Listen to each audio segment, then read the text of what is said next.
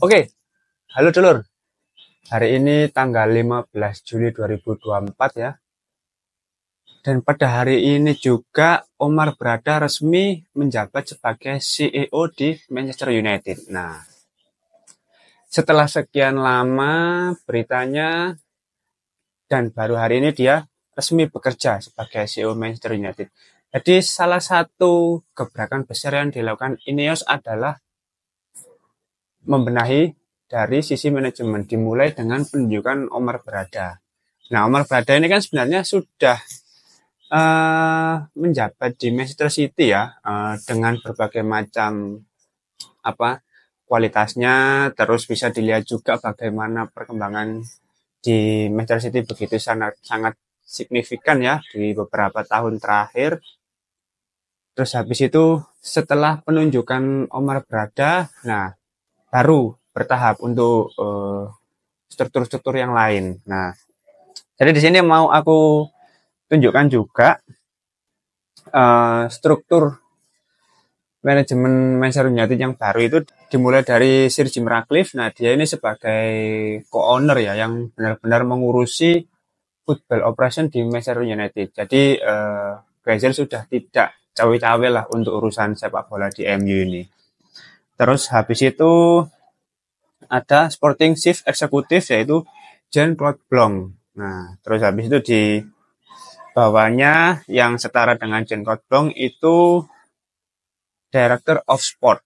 Nah, Sir Dave Brailsford. Nah, Sir Dave Brailsford ini juga apa ya? Kalau aku baca-baca dia ini terkenal dengan hal-hal yang detail. Nah, jadi orangnya ini detail banget di dalam suatu organisasi seperti itu. Dia butuh hal-hal yang detail dan teliti. Terus habis itu dari sisi Ineosnya ya. Selanjutnya kita lihat dari struktur yang ada di sisi klubnya. Nah, kalau yang di sisi klubnya ini kita lihat dari yang pertama tadi posisi CEO diisi Omar Berada. Terus habis itu di bawahnya lagi ada Sporting Director. Nah, Sporting Director ini yang ditunjuk adalah Dan Ashworth. Nah, Dan Ashworth ini dari Newcastle ya. Nah, kemarin untuk penunjukan Dan Ashworth ini agak sulit juga karena dia masih ada kontrak di Newcastle. Terus habis itu awalnya Newcastle juga menuntut uang kompensasi sekitar 20 juta euro kalau nggak salah. Tapi negosiasi masih terus berlanjut. Terus sempat sepakat juga, tapi dia masih belum bisa bekerja karena masih ada apa kayak cuti berkebun lah istilahnya. Jadi belum bisa langsung bekerja. Terus habis itu di bulan Juli ini juga akhirnya bisa lah resmi bekerja ya. Jadi untuk Dan Ashworth ini yang benar-benar mengurusi dari sisi klub ya, dari sisi olahraganya ya sesuai dengan posisi yang dijabat. Terus habis itu di bawahnya Dan Ashworth ada technical director. Nah, Dirtek, direktur teknik. Nah, ini yang mengisi yaitu Jason Wilcock ya. Jason Wilcock ini kalau kita lihat track recordnya, dia juga pernah memegang akademi di Manchester City. Jadi dia harusnya cocok dengan struktur yang baru. Sudah kenal Omar Berada juga. Jadi memang kalau aku lihat orang-orang dipilih ini yang pernah bekerja sama, sudah sama-sama kenal dan tahu kualitasnya seperti itu. Terutama bagi Ineos ya. Jadi dia pastikan memperkerjakan orang lalu membentuk tim yang benar-benar memiliki sepaham, memiliki pikiran visi misi yang sama dengannya. Seperti itu. Itu untuk posisi technical director. Terus habis itu untuk posisi yang setara ini ada recruitment director. Nah, recruitment director ini diisi oleh Christopher Vivel. Nah, Christopher Vivel ini untuk track recordnya juga bagus ya teman-teman. Dia itu bahkan mengawali karirnya sebagai tim scouting. Nah, tim pencari bakat yang biasanya menonton pertandingan lalu habis itu menganalisa pemain ini seperti apa. Dia mengawali karirnya dari situ sebagai part-time kalau nggak salah dulu. Itu sudah beberapa tahun yang lalu. Akhirnya untuk yang terakhir dia ini pernah menjabat apa ya di Chelsea juga kok. Di Chelsea juga aku agak lupa. Tapi habis itu tidak ingin memperpanjang kontraknya karena apa yang dia harapkan ternyata beda dengan posisi yang dia miliki waktu di Chelsea. Akhirnya dia menjabat sebagai rekrutmen director di MU untuk jangka pendek. Awalnya untuk jangka pendek, tapi tidak menutup kemungkinan nanti dia akan diperpanjang kontrak lagi kalau memang kinerjanya bagus untuk MU sendiri. Lalu baru selanjutnya kita lihat dari sisi kepelatihan. Nah, untuk sisi kepelatihan manajernya tetap Erik ten Hag dia perpanjang kontrak ya sampai 2026. Jadi untuk kemarin sempat ada isu kontraknya tidak perpanjang, terus habis itu diganti pelatih baru sampai nama-nama Thomas Tuchel, Nagelsmann, terus Gareth Southgate, pelatih-pelatih yang kurang apa kurang mumpuni ya kalau untuk menangani klub sebesar MU. Dan alhamdulillah akhirnya MU tetap memilih untuk bekerja sama dengan Erik ten Hag. Nah, dari sisi Erik ten Hag sendiri, untuk sisi kepelatihan memang ada beberapa perombakan juga. Untuk staff dan asistennya ada beberapa perubahan. Nah, ini untuk perubahannya yang pertama untuk asisten manajernya ada Rene Hake. Nah, Rene Hake ini sebelumnya dia seorang pelatih di klub Go Ahead Eagles kalau nggak salah. Nah, dia ditarik untuk masuk ke dalam jajaran staf kepelatihan Erik ten Hag. Nah, Rene Hake ini juga terkenal apa ya? Terkenal tegas, terkenal ceplos-ceplos, keras juga dalam membina tim asuhannya.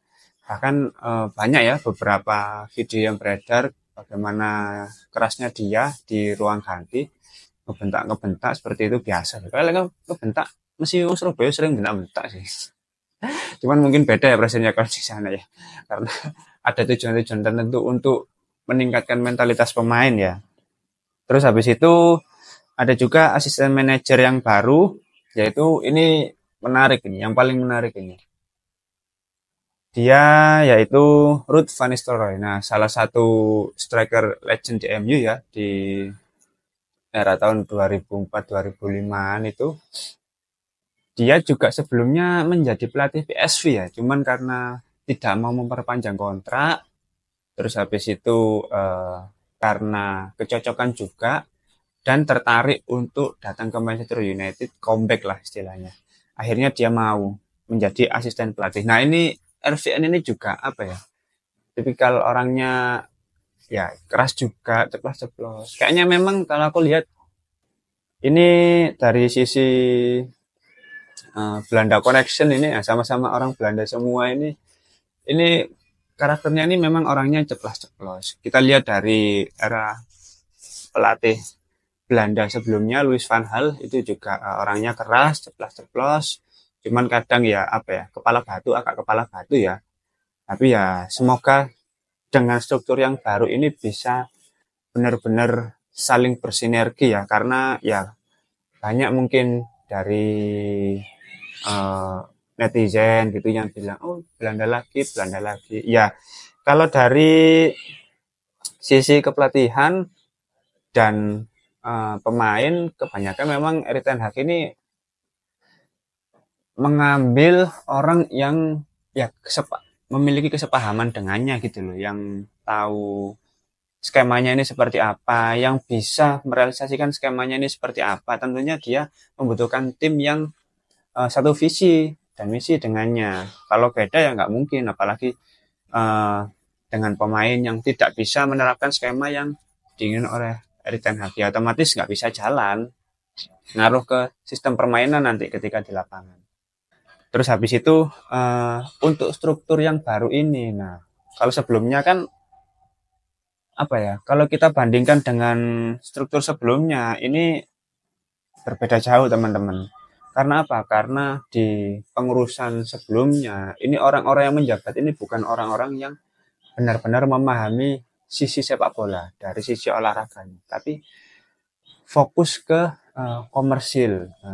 Fokus ke komersil, fokus ke komersil, fokus mencari cuan ya. Jadi dia memanfaatkan nama besar MU untuk ladang bisnis seperti itu. Ya itu jeleknya Glazer ya. Semenjak peninggalan Sir Alex Ferguson itu mulai kelihatan bahwasanya ya bobroknya itu udah nggak ketolongan cuk, wateli cuk. Wis sak bejat-bejate bejat ngono lho. Taek ngono lho mambu kok taek koyo. Bahkan kalau kita bandingkan pun dari sisi manajemen di dalam strukturalnya ya, ini apa ya? Sangat berbeda dengan sebelumnya. Bahkan untuk posisi uh, direktur teknik itu tidak ada. Jadi langsung dari owner, habis owner ini di bawahnya ini langsung executive vice chairman ini Ed Woodward ini, terus habis itu tapi dia resign ya, apa mengundurkan diri, terus habis itu diganti oleh Richard Arnold ya sebelumnya ya untuk CEO-nya. Akhirnya diganti dengan Omar Berada untuk saat ini. Terus habis itu di bawahnya langsung John Murtoh sebagai football director. Terus baru di sisi yang setara dengan dia itu posisi manajer. Nah, jadi untuk direktur teknik, direktur rekrutmen itu masih belum ada. Otomatis ketika tahun pertama Erik ten Hag menjabat sebagai pelatih, ya dia memiliki tugas yang banyak sekali gitu loh untuk membenahi Manchester United. Nah, otomatis dengan struktur yang baru ini dia bisa lebih terbantu karena dia tidak perlu capek-capek mencari apa scouting yang cocok untuk skemanya ini seperti apa. Ya mungkin dia memiliki beberapa nama ya, tapi dari sisi manajemen tentu ada orang-orang yang mengisi jabatan yang lebih mumpuni, otomatis tugasnya bisa lebih terbantu dari Christopher Vivell. Dia nanti kan bisa fokus ke tim akademi juga yang layak, yang potensial, terus habis itu dia pasti juga memiliki referensi nama-nama yang bisa dijadikan patokan atau solusi alternatif.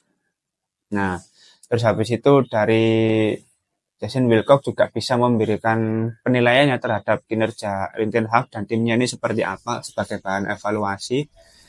Jadi ya tinggal bagaimana kita bersinergi untuk memajukan Manchester United ini mulai dari tahun 2024-2025 ini. Jadi benar-benar detail ya, dan Ineos ini harapannya memang bisa mengembalikan masa kejayaan MU. Terus habis itu karena per hari ini Omar Berada sudah resmi menjabat sebagai CEO, tentunya sebelum ini dia juga sudah mempersiapkan ya, maksudnya apa-apa saja yang harus dikerjakan. Di belakang layar itu pasti sudah dipersiapkan. Tapi kemarin ini dia sudah memberikan apa ya, pesan kepada fansnya ya, kepada fansnya, dan menarik untuk kita simak pesannya. Nah, pesannya seperti ini ya teman-teman ya. Coba aku baca. Ini pesannya ini dirilis tanggal 13 Juli ya kalau aku lihat di sini. Nah, jadi Omar Berada ini memberikan pesan yang berisi, saat saya mulai menjabat sebagai kepala eksekutif MU, saya ingin menghubungi Anda secara langsung sebagai perwakilan. Nah, jadi dia ini ingin apa ya, menyapa kita sebagai fans gitu ya.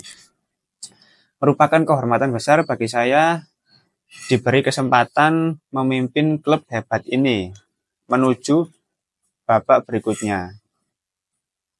Dimanapun Anda berada, orang-orang pasti mengenal Manchester United dari sisi sepak bola, sejarah, prestasi, dan yang penting para penggemar kami ya. Dia lebih apa ya, lebih banyak menyebut kata jadi dia lebih banyak menitik beratkan kepada fans seperti itu. Mengambil peran CEO di Manchester United adalah tanggung jawab yang besar. Oh, tentu. Saya dapat berjanji kepada Anda bahwa kami akan melakukan segala yang kami bisa untuk memberikan gelar, trofi, kultur yang diharapkan dari klub ini ke seluruh tim laki-laki, tim perempuan, dan tim akademi kami. Nah, jadi fokus dia bukan cuma di tim laki-laki ya, tapi mencakup semuanya gitu loh. Agar semuanya juga bisa berprestasi tentunya. Saya juga ingin Anda tahu betapa seriusnya saya menanggapi keterlibatan fans. Fans adalah salah satu sumber fans adalah salah satu pilar utama kami. Saya berharap dapat bekerja sama dengan MUST. Nah, MUST ini kalau nggak salah Manchester United Sporting Trust. Jadi basis penggemarnya itu membentuk sebuah organisasi seperti itu. Kalau yang aku pahami ya, kalau nggak salah ya. Dewan Penasehat Penggemar, Forum Penggemar, dan semua kelompok penggemar untuk memastikan pandangan dan masukan mereka didengar di klub. Nah, jadi dia berharap ada sebuah diskusi dari dua arah antara pihak klub dengan pihak penggemar, dengan fans ini. Ya, menarik ini ya. Jadi secara tidak langsung klub ini mulai mempertimbangkan suara dari fans. Apa yang dimau dari fans, apa yang dibutuhkan dari fans. Ya tentunya itu bisa saja terjadi ya, karena mengingat MU ini fansnya sangat luar biasa, banyak sekali basis penggemarnya. Jadi ya memang perlu menerima masukan dari fans. Dalam hal prioritas utama saya akan fokus pada jendela transfer musim panas bersama dengan tur pramusim kami ke Amerika Serikat. Saya juga akan menghabiskan waktu bersama tim perempuan ketika mereka kembali untuk pramusim dan mengenal rekan-rekan di seluruh dunia. Wow. Saya berharap dapat bertemu dengan Anda untuk berbagi lebih banyak tentang prioritas dan visi saya untuk Manchester United. Saya juga ingin mendengar tanggapan, ide, dan pertanyaan Anda. Menarik ini. Jadi itu pesan dari Omar Brada untuk seluruh fans Manchester United yang ada di dunia ya, sepertinya ya. Khususnya. Jadi memang kedepannya dia ingin ada diskusi dari dua sisi. Dari sisi fans agar dia bisa melakukan evaluasi juga ya, apa yang dibutuhkan seorang fans. Karena mau bagaimanapun fans ini juga sebagai pilar utama dari sisi klub ya. Otomatis klub memiliki pertandingan, klub menjual jersey, klub melakukan tur pramusim, yaitu dari sisi komersilnya pemasukannya otomatis dari fans yang membeli jersey, yang membeli tiket untuk datang ke pertandingan, seperti itu. Jadi mau bagaimanapun ya, klub kalau ingin maju ya juga harus mendengarkan suara-suara dari pihak fans ini. Dan ini menarik untuk kita ikuti bersama perkembangannya ya, dari sisi manajemen Manchester United ya. Dan mulai terlihat prosesnya untuk saat ini. Jadi kita nikmati aja prosesnya ya untuk kedepannya. Dan semoga goalsnya ini kalau sesuai yang dikatakan oleh Omar Brada ya, trofi, gelar, terus habis itu kultur yang baik ya di dalam manajemen Manchester United ya. Jadi kita lihat aja nanti berapa trofi yang didapatkan di musim 2024-2025 ini. Oke, nice. Oke, mungkin itu dulu ya untuk video kali ini. Terima kasih yang sudah menonton. Jangan lupa like dan subscribe. Salam.